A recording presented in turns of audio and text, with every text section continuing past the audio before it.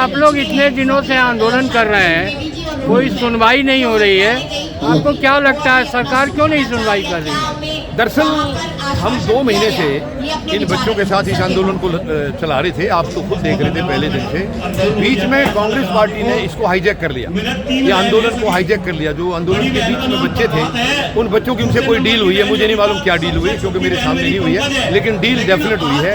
और वो बच्चे कांग्रेस के साथ वो धोखे थे, जबकि काफ़ी बच्चों ने ये कहा है कि उनको नहीं मालूम था इसका राजनीतिकरण हो जाएगा।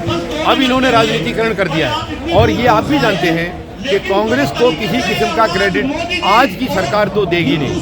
बीजेपी अगर इन बच्चों की भर्ती अगर किसी तरीके से होने का रास्ता निकलता भी तो कांग्रेस की वजह से वो नहीं निकालेगी, सरकार नहीं देगी, क्योंकि इनको मुद्दा नहीं बनाने देंगे वो। और हम इसको सामाजिक तौर पर चला रहे थे। हमारी भी अपनी पार्टी है फौजी जनता पार्टी, लेकिन हमने फौजी जनता पार्टी का कभी बैनर नहीं लगाया, उस दिन भी नहीं लगाया। उस दिन चंपारण का लगा रहे थे, चंपारण सत्याग्रह। अब वो चंपारण सत्याग्रह हाईजैक हो गया तो हमने पेंडिंग फौजी भर्ती का बोर्ड लगाया है। फौजी जनता पार्टी का आज भी नहीं लगाया। और आज भी हमें पीड़ा है कि ये कांग्रेस ने जो हाईजैक किया है ये इनका भला नहीं कर पाएगी, क्योंकि कांग्रेस इनकी भर्ती नहीं कहा।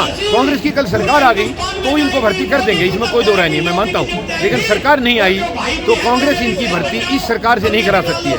और इतनी हिम्मत थी कांग्रेस में, तो जिस दिन सरकार ने ये भर्ती रद्द की थी तब कांग्रेस कहाँ थी? तब क्यों नहीं मिले कांग्रेस के जो आला श्रेणी के अधिकारी? मगर बीजेपी भी तो इसकी भर्ती नहीं कर रही है इन लोगों की। बीजेपी सरकार भी इनकी भर्ती नहीं कर रही है। नहीं, बीजेपी तो मुझे लगता है सामाजिक तौर पर हम चलाते रहते तो ये वो जरूर सुनती, शायद सुनती वो, मुझे विश्वास है। लेकिन अभी 1 महीना होने वाला है, कांग्रेस ने उसको हाईजैक कर लिया। अब मुझे नहीं लगता सरकार सुनेगी उनकी बात, कांग्रेस को क्रेडिट नहीं लेने देगी। तो इन बच्चों ने अपने पैर पर कुल्हाड़ी मारी है। अगर ये हमारे साथ रहते हम उतना पैसा खर्च नहीं कर पाते, लेकिन पैसे की जरूरत नहीं है। मकसद था सरकार को किसी तरह एहसास कराना कि इनकी भर्ती को कराना है। तो ये बड़ी बड़ी स्टेज लगाने से एहसास नहीं होता है, वो इन्होंने राजनीतिकरण कर दिया। तो अब ये मेरे को ऐसा महसूस हो रहा है कि ये इन्होंने अपनी मुहिम को खराब कर लिया। लेकिन अगर बीजेपी को करना होता, इन बच्चों की भर्ती करनी होती तो पहले ही कर देते। इनको 2 साल से दौड़ा रहे हैं, झूठा आश्वासन दे रहे हैं, तो आपको कैसे लगता है बीजेपी ये कर सकती थी? नहीं, ये मतलब ये है कि अगर सामाजिक तौर पर हम दबाव बनाते सरकार पर तो शायद, क्योंकि चुनाव ऊपर से आ रहे थे तो चुनाव की वजह से मुझे लगता है सामाजिक तौर पर दबाव बढ़ता और शायद वो सरकार झुक जाती। और आप सही कह रहे हैं, ये सरकार तानाशाह है और ये करने वाली होती तो पहले कर देती। राजनाथ सिंह से यानी आदरणीय जो गृहमंत्री रक्षा मंत्री हैं, उनसे बच्चे मिले थे, उन्होंने वादा किया था, लेकिन वो वादे से मुकर गए हैं।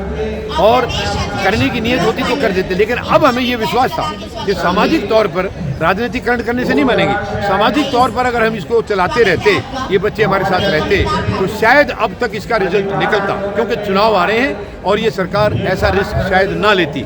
लेकिन अब ये क्योंकि राजनीतिकरण कर दिया है, हम अपनी तरफ से फिर भी, क्योंकि जितने बच्चे यहाँ, इसके अलावा भी और बच्चे बहुत, यहाँ तो थोड़े से बच्चे हैं, बाकी जो देश भर में बच्चे हैं, हम उनके लिए एक अभिभावक के तौर पर हमारी कोशिश है कि सरकार ये महसूस करे कि सरकार की ये गलती है। इन बच्चों की, काफ़ी बच्चों की ओवरेज हो गए हैं, काफ़ी बच्चे सुसाइड कर चुके हैं। तो जो बच्चे हैं इनका तुरंत संज्ञान ले सरकार और इनको भर्ती प्रक्रिया, इनको ज्वाइनिंग लेटर। सर, ये कुल कितने बच्चे हैं, कितने सुसाइड कर चुके हैं और ये इस समय क्या कर रहे हैं ये बच्चे? नहीं, अभी एक्चुअली 65 के करीब बच्चे जो सुसाइड किए हैं उनमें हमें ये मालूम पड़ा है, काफ़ी बच्चे तो ऐसे थे जिनके माता पिता ने कर्जा लेकर के इनको पढ़ाया, इस उम्मीद से पढ़ाया था कि कल बच्चे को नौकरी लगेगी और वो कर्जा उतर जाएगा धीरे धीरे। तो नौकरी इनकी लगी नहीं है। कई बच्चों की शादियां फिक्स हो गई थी कि भाई नौकरी इनकी लग रही है, अभी ज्वाइनिंग लेटर मिल जाएगा, शादी फिक्स होगी। बाद में वो जब रद्द हुई है तो उनको यहाँ तक कहा गया है कि तुम झूठ बोलते थे, तुम्हारी कोई नौकरी नहीं लगी है, शादी कराने के मकसद से तुमने हमें झूठ बोला है, और उनकी शादियां भी टूट गई। तो ऐसे काफ़ी लड़के, सुना है हमने, इन बच्चों के माध्यम से सुना है कि 65 बच्चे सुसाइड कर चुके हैं। ये बहुत ही दुखद है। तो आप सरकार से क्या मांग करते हैं? मेरी तो मांग ये है सरकार से, ये बच्चे बाहर के नहीं हैं, विदेश के नहीं हैं, भारतवर्ष के युवा हैं। प्रधानमंत्री महोदय बार बार कहते हैं युवा हमारे देश की असली ताकत है, तो आप उस असली ताकत को क्यों खराब कर रहे हैं, इनका भविष्य क्यों बर्बाद कर रहे हैं।